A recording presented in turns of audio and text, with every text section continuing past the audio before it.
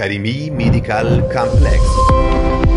ما آماده ایم تا برای شما تمامی خدمات طبی را در یک مکان معیاری توسط متخصصین داخلی و خارجی ارائه نماییم. داخله عمومی و قلبی، جراحی عمومی و لاپاراسکوپی، نسایی ولادی،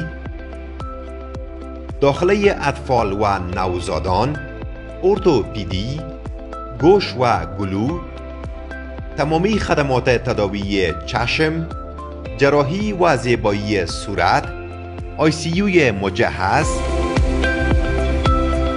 آدرس: چهارراهی پل سرخ، کارتسه، کابل، افغانستان.